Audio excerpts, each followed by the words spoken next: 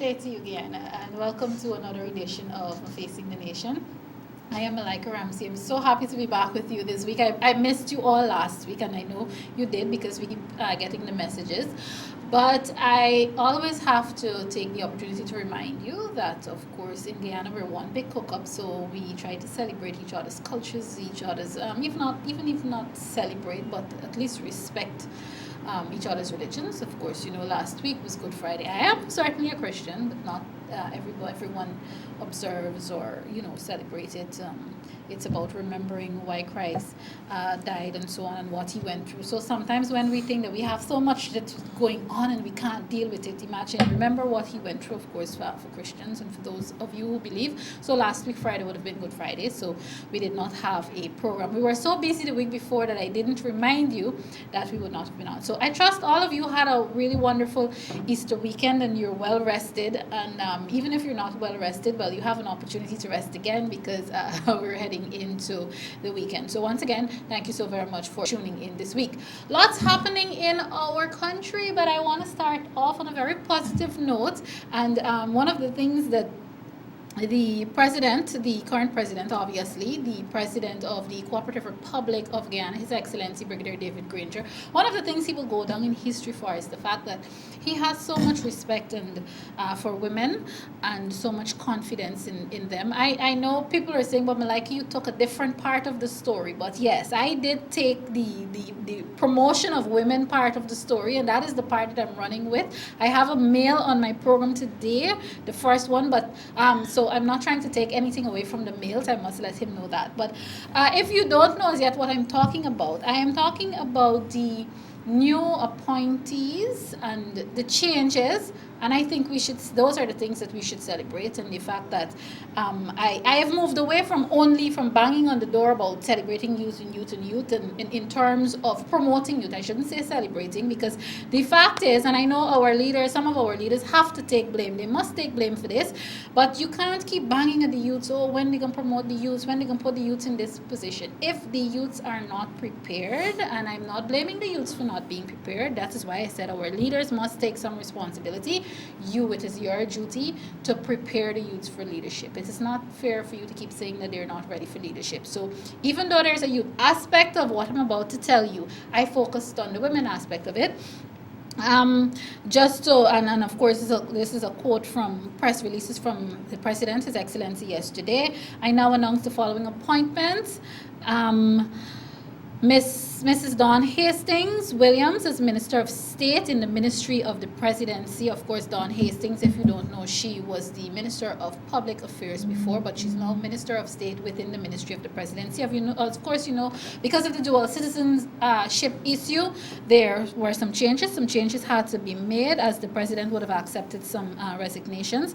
And of course, the biggest one probably is Mrs. Tabitha Sarabol Haley as Minister of Public Service in the Ministry of the Presidency. The reason this is the big one is because, again, we've been banging on the youth aspect and the promotion of youth and so on. And this is, right now, I'm not sure if she's the youngest ever, but right now, she would be the youngest member of cabinet as Minister of Public Service within the Ministry of the Presidency. And I'm stressing within because when I say within, I don't like to think about the junior aspect of it.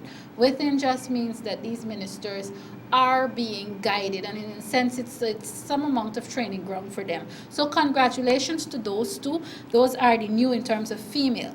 Male, Mr. Hemraj Ramkumar, he is already a member of Parliament, but now he is the Minister of Business. And then, of course, no stranger to you, Ms. Hannes Ferguson. She has been moved from the Ministry of Public Infrastructure. She is now Minister within the Ministry of Communities, responsible for housing.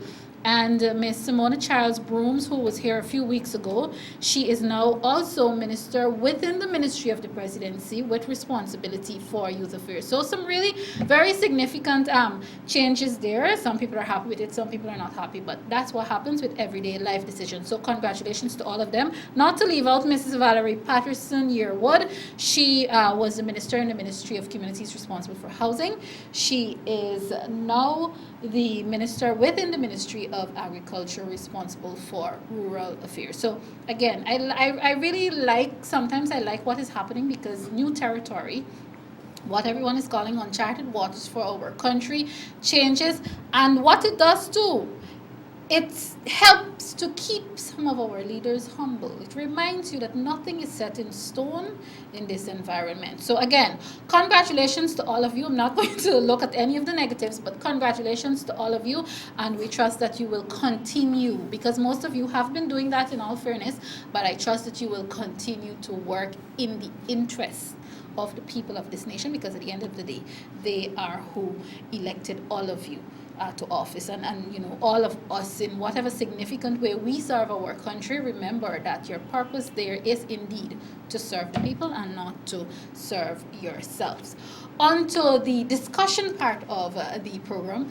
It is my pleasure. I think this is the first time he's coming on Facing the Nation. If he has been here before, it would have been years ago, which means he owed me a program and several programs. It is my pleasure to welcome back to Facing the Nation, because I noticed he raised an eyebrow, so he may have been here before. The brain is getting old.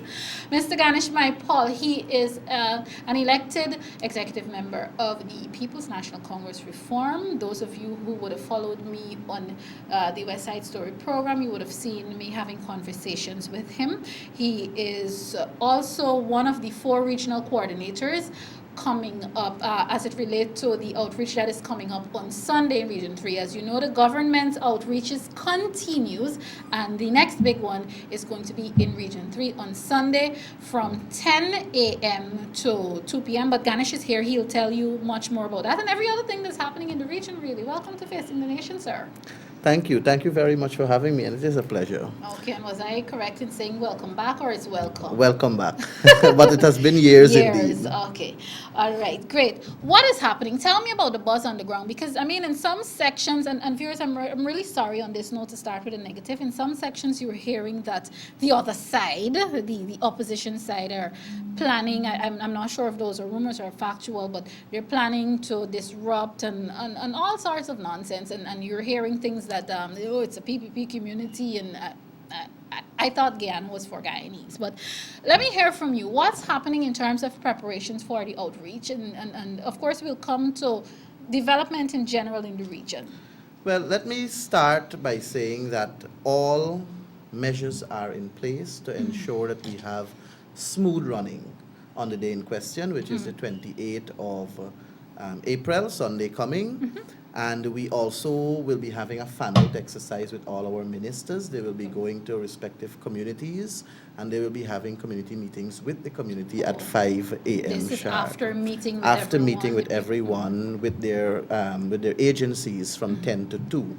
Various agencies will be there, and it's an initiative that is geared towards what I will personally say as reducing the bureaucracy. And sometimes we have a culture as Guyanese that we want to see the minister themselves. And it is a good opportunity for the people to come out and reach the ministers. And I am personally an admirer of this initiative, bringing the government to the people.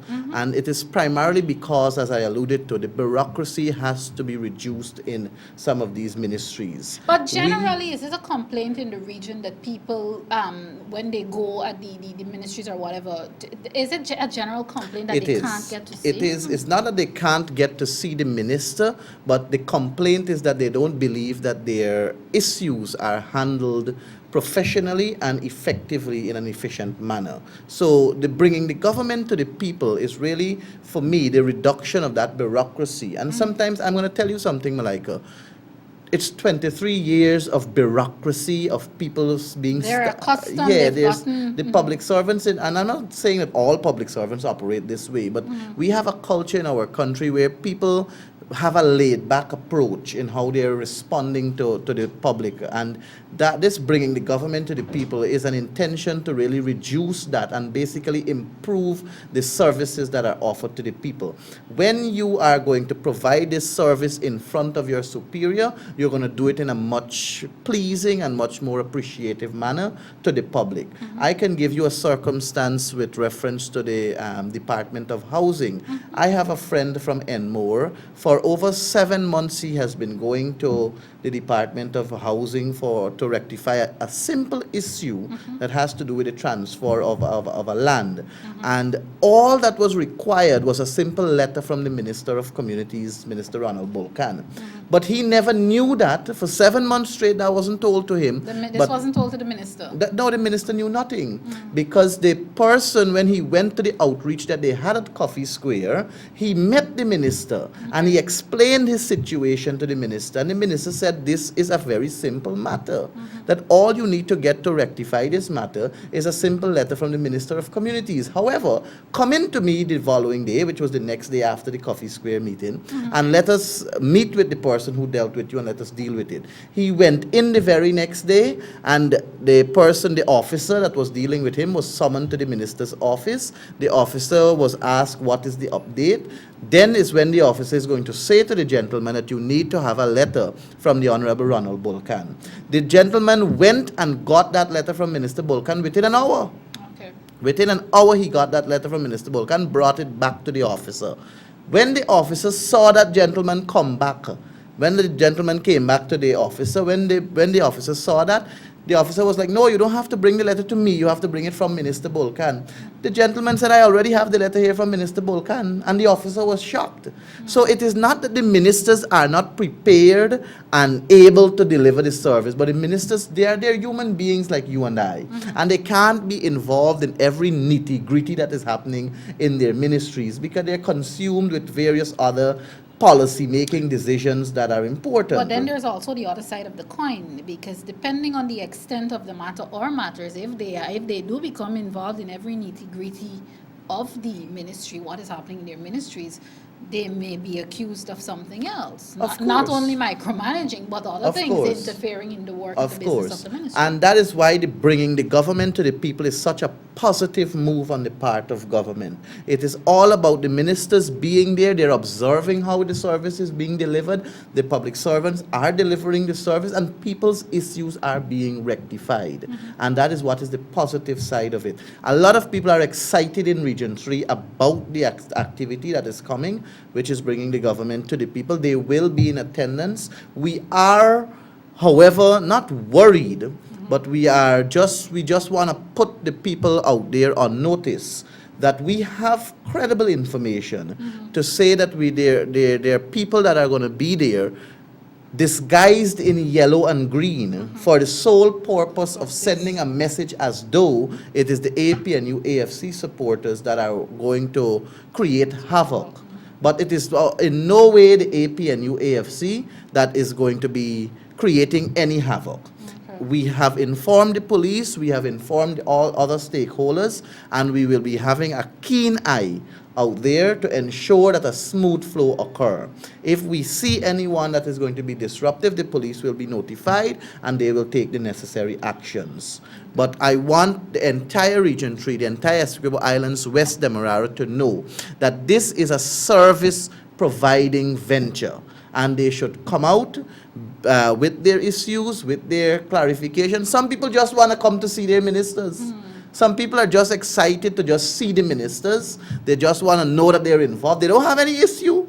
They don't have any problem. They just, a friend of mine told me that she is deliberately not going to go to church on that day because she wants to come to be with her minister. Not to clarify any issue, just to be in the company of the APNU. I can't say that I approve of the neglecting the church for it. But here we go. Priorities for some people. Apart from those people who just really, and I understand that indeed, some people just want to know, well, the minister's human. Like, there are people, and I say this all the time. I say this to friends and colleagues all the time. Some people just want to be able to say, oh, well, you know, this minister came in, or I see Minister Lawrence, and at least she came. They don't necessarily and they want to take a anything. picture too. They want. Apart from that, though, the people who have real issues, real, genuine issues, things that have been ongoing and running on and frustrating them for years.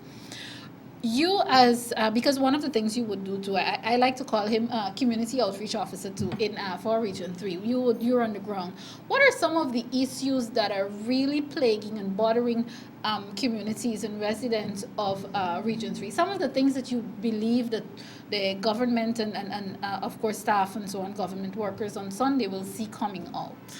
Well, the biggest issue in Region 3 has to do with the services that the NDCs are supposed to provide to the people of this country. People pay their taxes to the NDC and they expect duties in return. They expect services in return. They expect clean drains. They expect their garbage to be picked up. They expect you to use the public spaces, playgrounds, and so on. They expect to have good recreational facilities, maintenance, and so on.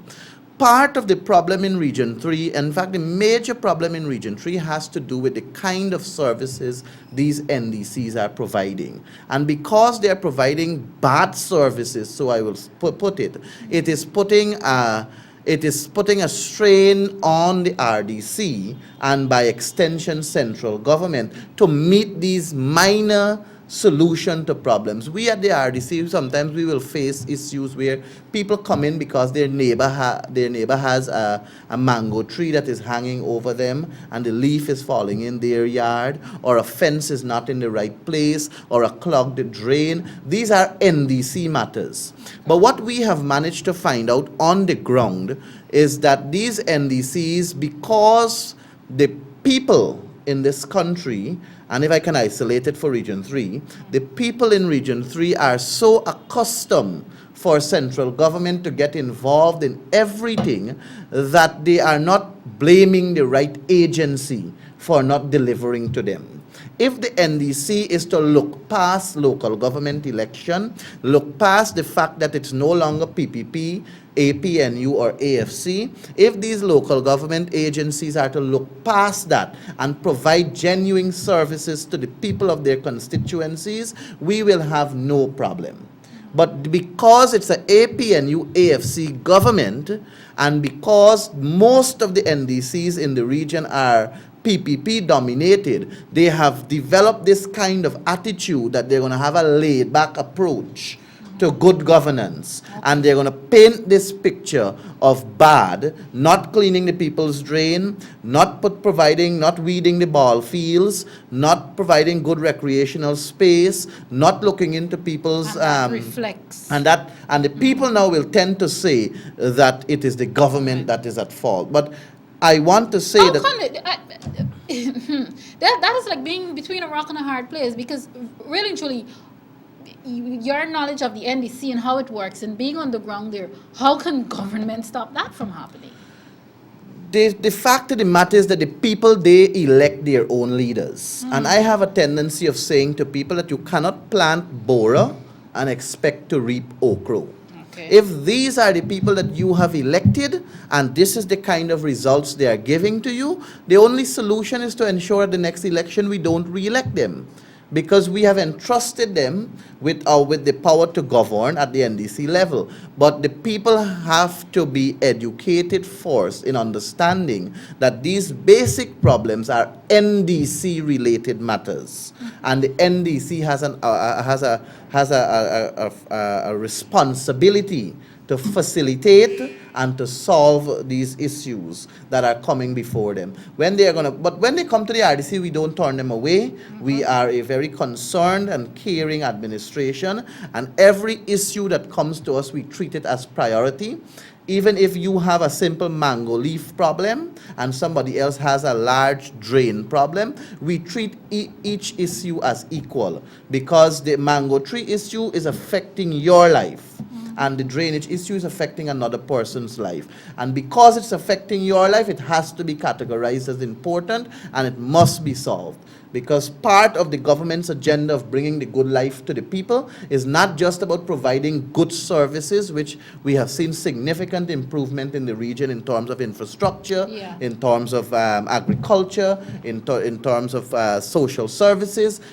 massive improvement we have seen. Health services, education delivery, all these from a bigger level has been significantly increased, which is about delivering the good life to the people. But also it is about solving these minor issues, bringing great relief to the people and putting a smile on their faces. I'm happy you talked about all of the development and so on happening in the region, because what it does now is give me an opportunity to talk to you about a commercial exhibition that's happening. And interestingly enough, that is happening while all of the development is taking place and while the government is also preparing to head to the region for this outreach on Sunday.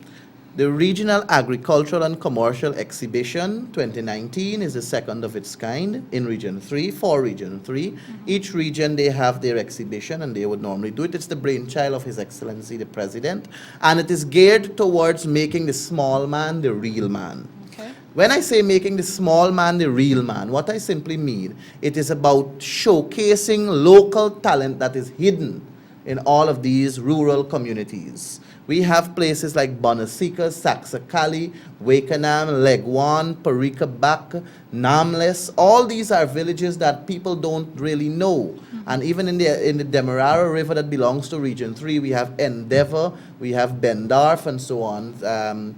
We have Santa Mission, Santa Aratak. These are communities that have people that are extremely talented in art, in craft, in agriculture, in manufacturing, in all different spheres. And the Regional Agricultural and Commercial Exhibition is an avenue where these people are allowed to bring their produce and products to an exhibition and showcase their various talents and their various skills. We have in excess of, I think about 50 something or 65, if I stand corrected, booths that are already booked for tomorrow's activity. They are going to showcase various different skills. There's a school, and I think it's IPI or IPL school, that makes furniture. Imagine these are 16 and 17-year-old children that are making furniture as developing technical skills. And all of them are from that region? All of them are from that region. No, the 65 booths are not from the region. Not the booths, the youth. Yes, the young people, they are from the region. They're from Denhamstel, and they're attending that school that's behind the NDC there, and they're participating in this furniture making. And it's, if you see the talent, Malika, you might be forced to buy these furniture for your own home.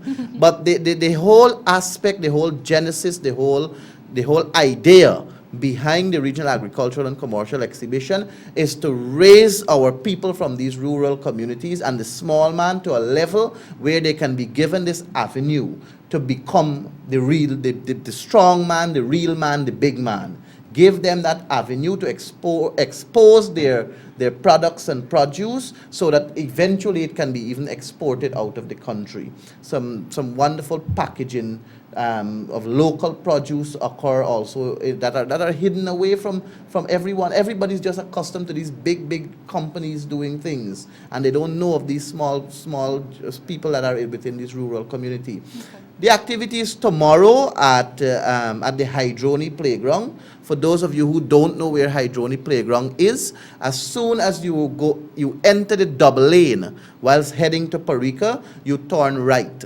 It is right through that street on your right next to the Parika Hydroni Market. It is nested between the Parika Hydroni Market and the GCOM office. There's a playground there. We're keeping the activity there. And the gates are open to patrons from 2 o'clock, and it goes until 12 in the evening. And the very next day, as we know, it's government come to you. So the region is very packed with activities. And that is a perfect note for me to wrap up this conversation on. I just want you to remind the public as it relates to government coming to the people on Sunday. An interesting day indeed.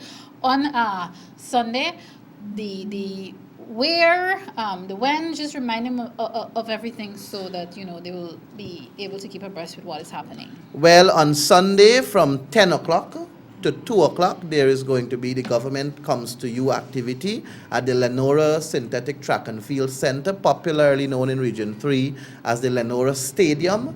All government services will be there, so come out, engage with the public servants, engage with your ministers, engage with your government. Let us work together in solving all the issues that are affecting you, the people of Region 3, and anywhere else of the country that wishes to be there.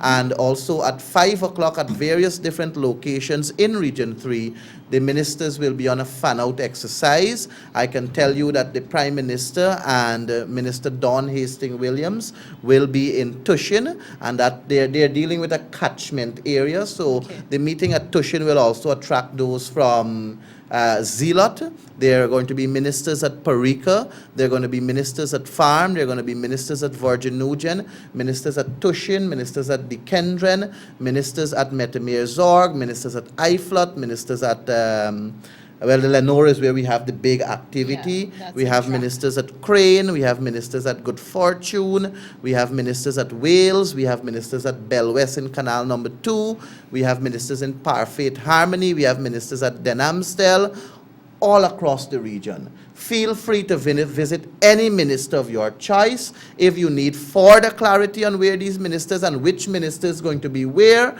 I will be putting it up on my Facebook page. Also, it is on the region's Facebook page, and I believe various other persons have it up on their pages as to which minister is going to be where. Perfect. And even if you come to an activity, if I may just say this, you Go come ahead. to an activity with an issue that is related to another ministry and that minister is not there, we have a system in place Where they can where see the this. minister that is with you can document the issue, can take note of the issue, take contact details for you, and forward it to the respective ministry, which the ministry will make the necessary contact and solve the issue. The idea is really and truly to make the people of our country comfortable. Perfectly said. On that note, we have to wrap up this part of the program. Viewers, of course, Ganesh is no stranger to you, and he has a lot more information he could have given us on the region, but we don't have the time to do that today. I promise to invite you back, Ganesh. Thank you so very much for coming. And of course, he is one of the coordinators of the Bringing Government to the People's Outreach. That is for Region 3. There's also one that will be coming up on Tuesday. That is Region 10. There's so many that I have to sort them out in my brain, but thank you so very much for coming and speaking Thank you on for Region having me. 3 Outreach, Government to the People's Outreach. Viewers, this is Facing the Nation. We'll take a quick break. On the other side of the break, we will be getting the usual update from the Vice Chancellor of the University of Guyana, and of course, he is accompanied by a student and another member of staff. This is